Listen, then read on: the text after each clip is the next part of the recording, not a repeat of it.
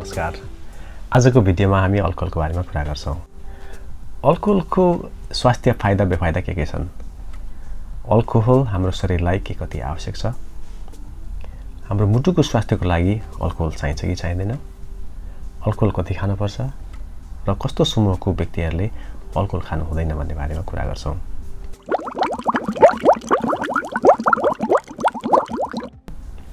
हामी सबैलाई के थाहा छ भन्दाखेरि अल्कोहल चाहिँ कार्बोहाइड्रेटबाट उत्पादन हुन्छ।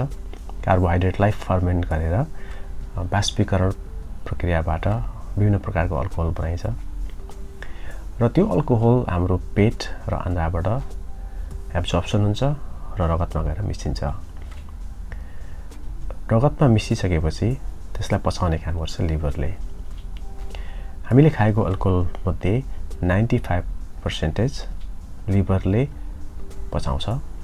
लिभरले एउटा इन्जाइम निकाल्छ, त्यो इन्जाइमको नाम हो अल्कोहल डिहाइड्रोजनेज र त्यही इन्जाइमले अल्कोहललाई पचाउने काम गर्छ र बाँकी अल्कोहल फोक्सो र मृगौलाबाट निष्कासन हुन्छ। खासगरी वृद्धहरू, महिलाहरू, साउथ इस्ट एसियनहरू र कलेजोको समस्या भएका मानिसहरूमा अल्कोहल डिहाइड्रोजनेज अलिक कम उत्पादन हुन्छ र त्यसले गर्दाखेरि त्यो समूहको मान्छेहरूलाई अल्कोहलले धेरै असर गर्न सक्छ। अल्कोहलको बारेमा धेरै अध्ययनहरू भएका छन्। सयौंको संख्यामा अध्ययनहरू भएका छन्। अल्कोहललाई अमेरिकी Society of Haematology, American Society of Clinical Oncology, World Health Organisation लगायतका संस्थाहरूले लेभल 1 कार्सिनोजेन भनेर वर्गीकरण गरेको छ। कार्सिनोजेन भनेको क्यान्सर गर्ने तत्त्व हो। क्यान्सर गर्ने तत्त्वलाई कार्सिनोजेन भनिन्छ, जस्तो कि सिगरेट स्मोकिङ, खैनी, त्यस्तै गरेर रक्सी अनि रातो मासुको सेवनहरू लगायतका चिजहरूलाई कार्सिनोजेन भनेर भनिन्छ। खासगरी विभिन्न भएका अध्ययनहरूले के देखाएको छ भन्दाखेरि अल्कोहल सेवनको कारणले गर्दाखेरि विभिन्न प्रकारको क्यान्सरहरू लाग्न सक्छ, जस्तो कि हेड एन्ड नेक ट्युमर भनिन्छ, टाउको र घाँटी सम्बन्धी क्यान्सरहरू लाग्न सक्छ। त्यसै गरेर आमाशय फुड पाइपको क्यान्सर हुन सक्छ। त्यसै गरेर पेटको क्यान्सर गर्न सक्छ। त्यस्तै आन्द्राको क्यान्सर गर्न सक्छ, मलद्वारको क्यान्सर गर्न सक्छ। त्यो मात्रै नभएर लिभरको, प्याङ्क्रियाजको, ब्रेस्ट क्यान्सर लगायतका विभिन्न प्रकारको क्यान्सरहरू अल्कोहलले गर्न सक्छ।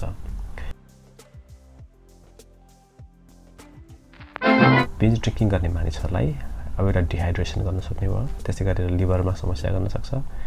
प्याङ्क्रियाटाइटिस भन्ने एउटा रोग हुन्छ प्याङ्क्रियाजको, त्यो गर्न सक्छ। त्यस्तै गरेर मुटुको चालमा खराबी गर्न सक्छ। त्यसै गरेर मुटुको मांसपेशीलाई कमजोर पनि बनाउन सक्छ।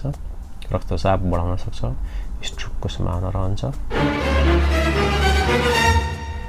यसमा हामीले के बुझ्नुपर्छ भन्दाखेरि यो चाहिँ डोज डिपेन्डेन्ट हुँदैन। भन्नको मतलब तपाईले अल्कोहल जति खाए पनि क्यान्सर गर्ने सम्भावना उस्तै नै हुन्छ। कम खाए पनि त्यही नै हो, बढी खाए पनि त्यही नै हो। भनेपछि के बुझ्नुपर्छ भन्दाखेरि जुनसुकै मात्रामा पनि तपाईले अल्कोहल खानुभयो भने त्यसले क्यान्सरको रिस्क बढाउँछ। अब हामीले धेरैले के सुनेका छौँ भन्दाखेरि अल्कोहल खायो भने हाम्रो मुटुलाई राम्रो गर्छ, मुटुको स्वास्थ्यको लागि अल्कोहल महत्त्वपूर्ण छ भन्ने कुराहरू हामीले सुनेको छौँ र त्यो विभिन्न अध्ययनहरूले पनि देखाएको कुरा हो। खासगरी पहिले धेरै अगाडि भएका अध्ययनहरू जुन चाहिँ फ्रान्समा, इटली, स्पेन लगायत अल्कोहल खासगरी रक्सी, खासगरी वाइन धेरै खाइने देशहरूमा गरेको अध्ययन हो त्यो। र त्यो अध्ययनहरूमा के देखियो भन्दाखेरि मात्रामा अल्कोहल खाने मान्छेले लाइट र मोडरेट लेभलको वाइन सेवन गर्ने मानिसहरूलाई मुटुको रोगको सम्भावना कम हुँदो रहेछ र त्यसै गरी तिनीहरूको एलडिएल भनेको गुड कोलेस्ट्रोलको लेभल पनि कम हुँदो रहेछ भनेर त्यो अध्ययनहरूले देखाएको थियो। तर हामीले के बुझ्नुपर्छ भन्दाखेरि अब त्यो अध्ययनहरूमा तिनीहरू चाहिँ रिट्रोस्पेक्टिभ स्टडीहरू हो। त्यो भनेको मानिसले आफ्नो सम्झनाको आधारमा मैले कति खाएँ होला, के खाएँ होला भन्ने कुराको आधारमा उनीहरूले आफूले वर्णन गरेको आधारमा गरिएको अध्ययन हो त्यो।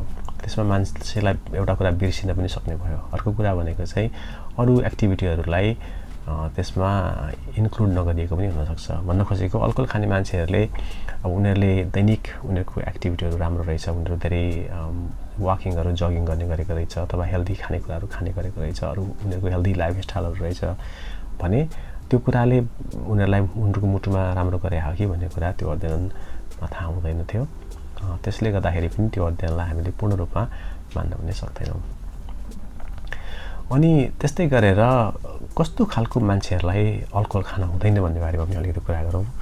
खास गरी गर्भवती महिलाहरूलाई अल्कोहल पटक्कै खानु हुँदैन। किन भन्दाखेरि गर्भमा रहेको जुन बच्चा हुन्छ त्यसमा विभिन्न प्रकारको मानसिक समस्याहरू हुने विभिन्न अध्ययनहरूले देखाएको छ। खास गरी उनीहरूको मस्तिष्कमा वृद्धि नहुने र पछि चाहिँ अब मस्तिष्क कमजोर हुने खालको समस्याहरू हुनसक्छ। त्यस्तै गरेर लिभरको डिजिज भएको मान्छेले पनि अल्कोहल खानु भएन, किनभने लिभरलाई पनि अल्कोहलले ड्यामेज गर्छ भनेर हामीले बुझिसकेका छौँ। त्यस्तै गरेर 21 वर्षभन्दा कम उमेरको मान्छेले पनि अल्कोहल खानु भएन, किन भन्दाखेरि देशमा चाहिँ यो एउटा इलिगल पनि हो।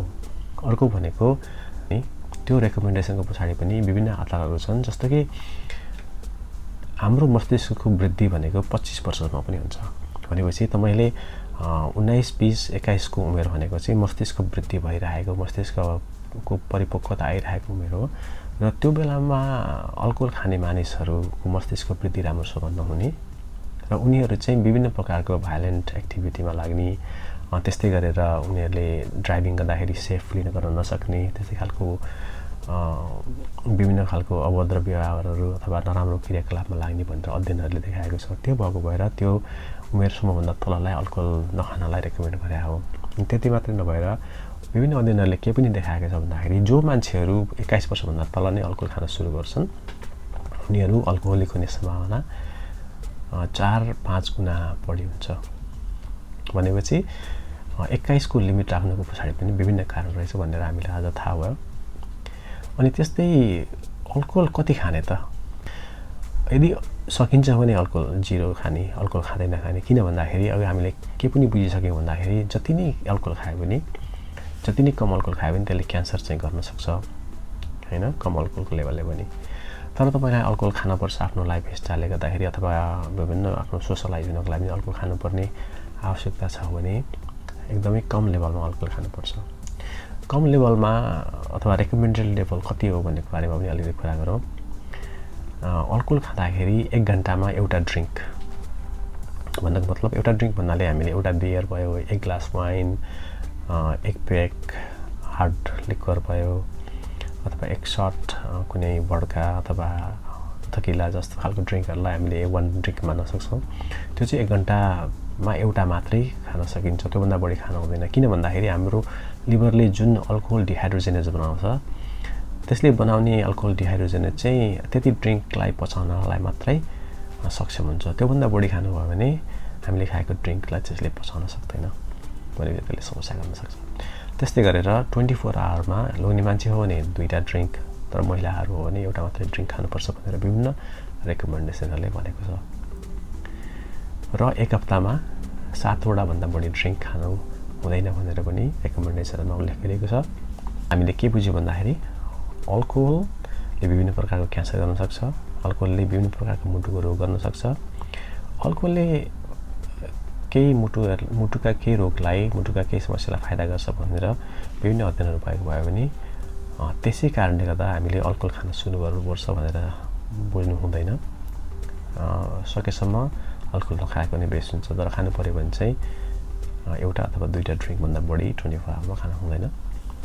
र खास गरी महिलाहरू, वृद्धहरू, लिभरको समस्या भएका मान्छेहरू र 21 वर्षभन्दा तलको मान्छेहरूले अल्कोहल सेवन गर्नु हुँदैन। यसबारेमा तपाईँलाई केही प्रश्नहरू छन् भने हामीलाई लेखेर पनि पठाउन सक्नुहुन्छ। हाम्रो भिडियो मन पर्यो भने यसलाई लाइक गर्नुहोला र यसलाई धेरैभन्दा धेरै सेयर गर्नुहोला। तपाईँलाई धेरै धेरै नमस्कार, धन्यवाद।